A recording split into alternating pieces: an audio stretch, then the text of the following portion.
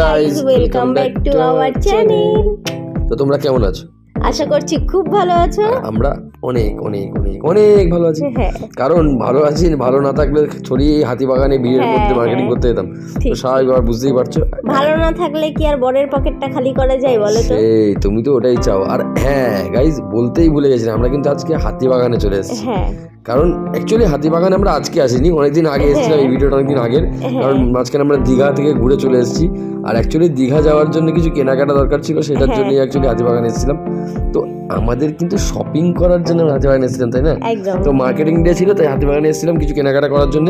আর এসে দেখলাম দারুণ ভিড়, প্রচুর ভিড়, প্রচুর ভিড় সত্যি। মানে মোটামুটি উইন্টার কালেকশন বেশ ভালোই। হ্যাঁ, আর এখানে আমরা ঢুকে গেছিলাম বাজার কলকাতায়।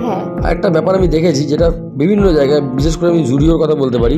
তুমি যত খুশি জুডিওতে যাও, যত খুশি ভিডিও বানাও, যত খুশি প্রডিউস করো, কোনো ব্যাপার নেই। কারণ কিন্তু এই বাজার কলকাতা, এম বাজার, এদের যে কি সমস্যা আছে আমি এটা বুঝি না। এরা ভিডিও করতে দেয় না, এটা ভিডিও করতে কেন এরাও করে না আমি জানি না। আর আমি দেখেছি কোন ইউটিউবার এদের এখানে কি ভিডিও বানায়ও না। তো জানি না এদের কি প্রবলেম। যারা যারা বানায় তারা আমাদের মতন চুরি করেই বানায়। তবে হ্যাঁ, আমরা চুরি করেই বানিয়েছি, বাস্তব কথা। কিন্তু ব্যাপার হচ্ছে জুডিওর কথা যদি আমি তোমাদের বলি, তো একটা কথা বলতেই হয়, যেটা হচ্ছে জুডিওতে যারা ভিডিও বানিয়েছে তাদের ভিডিও এতটাই ভাইরাল হয়েছে, যার কারণে কিন্তু জুডিওর সেলের উপর অনেক প্রভাব ফেলেছে। কারণ প্রচুর মানুষ ভিডিও দেখে জুডিওতে গেছে এবং তাদের শু কালেকশন, পারফিউম কালেকশন দেখে তারা সেল বেড়েছে তাদের। এমনকি আমরা অন্যের ভিডিও দেখে আমরা গেছিলাম অবশ্যই। আর জুডিও সেটা স্বীকার করে, একটা ওয়েবসাইটে জুডিও বলেছে যে আমাদের কিন্তু প্রচুর সেল বেড়েছে এই ভিডিওর মাধ্যমে। তো সোশ্যাল মিডিয়া অনেক হেল্প করে অনেক কিছুতেই। কারণ জানি না এই হাতিবাগানে, এই বাজার কলকাতা, এম বাজার, এরা কেন এটা ইউজ করে না। তো যাই হোক, এরা ভিডিও বানাতে দেয় না। তো বাজার কলকাতা থেকে তাতে তাতে বেরিয়ে গেলাম, কিছুই কেনার ছিল না। আর ওই জ্যাকেট দুটো একটু ট্রায়াল দিচ্ছিলাম, দেখলাম কেমন লাগে। তো যাই হোক, ওখান থেকে একটু ভালো লাগছিল, কিন্তু ব্যাপারটা হলো ওগুলো একটুখানি বেশি মানে সাইজ বড় হয়ে যাচ্ছিল। সাইজ বড় না, তোমার সাইজ ছোট।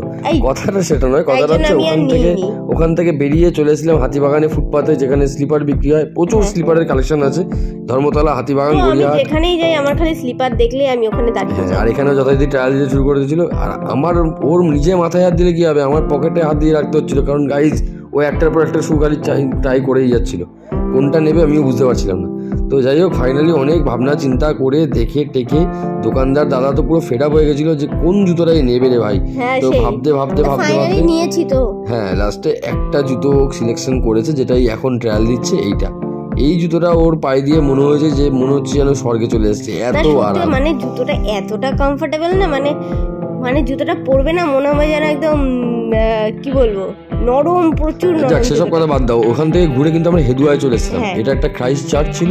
তো ক্রাইস্ট চার্চের সামনে আমরা এসে তারপর বুঝতে পারলাম যে ক্রাইস্ট চার্চ বন্ধ হয়ে গেছে। কারণ ওদের একটা ওরা রোজ দিন খোলে না, এখানে লেখাটা দেখলাম শিডিউল টাইম আছে।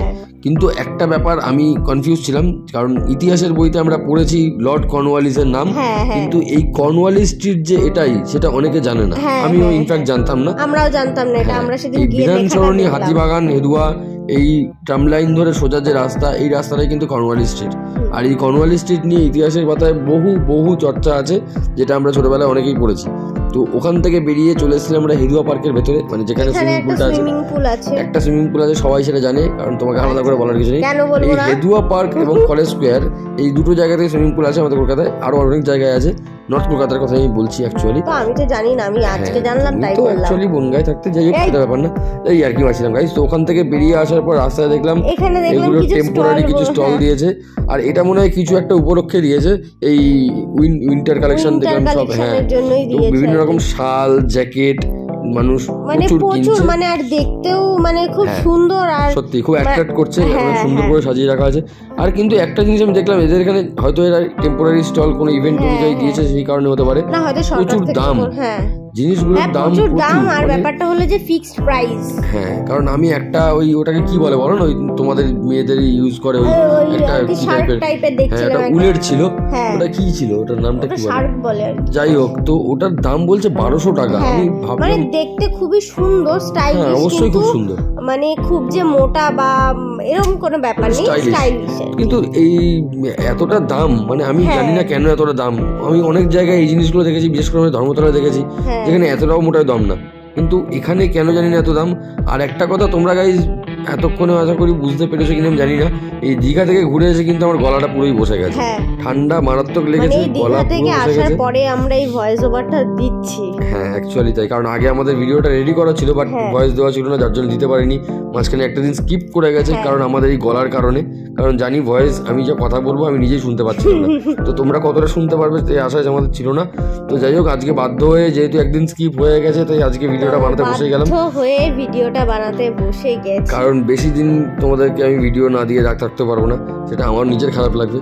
তো এই তো তোমরা video- যারা যারা এখনো স্টল গুলো আছে তোমরা চাইলে গিয়ে একবার কালেকশন গুলো দেখে আসতেই আর পারো। এখান থেকে আমরা ফিরে যাচ্ছিলাম স্টার থিয়েটার, হাতিবাগান, চার মাথার মোড়, এই জায়গাটা ক্রস করে। আর এখানে একটা লেদার ওয়ার্ল্ড দোকান ছিল, হ্যাঁ। আর ওটা চেঞ্জ হয়ে এখন মান্যবার হয়ে গেছে। হ্যাঁ। তো মান্যবার, খাদিম এগুলো দেখতে দেখতে, বাটা এগুলো দেখতে দেখতে আবার পার হয়ে রীতিমতো যেখান দিয়ে এসেছিলাম সেখান দিয়ে যাচ্ছিলাম। তো যে রাস্তা দিয়ে আসতে হয় গাইস সেই রাস্তা দিয়ে বাড়ি যেতে হয়, ওই রাস্তা দিয়ে মোটেও না, যাওয়া যায় না, তাই অ্যাকচুয়ালি না? আমরা এখন বাড়ি যাচ্ছিলাম না, আমরা যাচ্ছিলাম এই দেখতে পাচ্ছ হাতিবাগান থেকে শ্যামবাজার হ্যাঁ। যাওয়ার পথে আমরা ডান দিকে ফরিয়াপুকুরের দিকে ঢুকে গেছিলাম। এই আমরা কিংবদন্তি এখন যাব সেন কোথায়? মহাশয়, এই মিষ্টির সেন মহাশয় মিষ্টির দোকানে কিন্তু যথেষ্ট নাম আছে, অনেক পুরনো দোকান, খাইও একদিন। অবশ্যই খাওয়াবো। আর এই হাতিবাগানের এই জায়গাটায় পাঞ্জাবির যা কালেকশন আছে, সত্যি কথা, প্রচুর দোকান। মারাত্মক আর এই আমাদের একজন সাবস্ক্রাইবার দৌড়ে চলে গেল গাইস, কারণ আমি দেখেছি প্রত্যেকের সাবস্ক্রাইবারদের সাথে তারা দেখা, সাবস্ক্রাইবাররা তাদের ইউটিউবারদের সাথে প্রিয় ইউটিউবারদের সাথে দেখা করার জন্য আসে, তাদের সাথে ফটো তোলার জন্য আসে, আর আমার সাবস্ক্রাইবার আমার থেকে দেখে দৌড়ে পালিয়ে যাচ্ছিল। যাই হোক বাদ দাও, সেটা ইয়ার্কি মারছিলাম। আর এখানে আমরা দেখতে পেলাম দেশবন্ধু পার্কের মুখে এখানে ডগ শো হচ্ছে। হ্যাঁ। আর ডগ শোটা দেখে গাইস আমার প্রথমে মনে হয়েছিল যে এটা মনে হয় আমাদের জন্যই হচ্ছে, আমাদেরই শো এটা। যাই হোক তারপর অনেক বুঝলাম যে না, এটা আমাদের শো নয়, এটা আমাদের শো না, এটা অ্যাকচুয়ালি চার হাতে চার পায়েদের শো। অবশ্যই সেটা নয়। এইখানে যেই ডগসদের শোগুলো শোটা অ্যাকচুয়ালি হচ্ছে না, হ্যাঁ। সেটা আমাদের থেকে অনেক ভ্যালুয়েবল, কারণ আমরাও এদের মতো এত কেয়ারিং পাই না গাইস। মানে কেয়ার পাই না, আর তার থেকে তুমি এতটা ডিসিপ্লিন নও। অবশ্যই এই যে বইয়ে টেনে টেনে নিয়ে যাচ্ছে।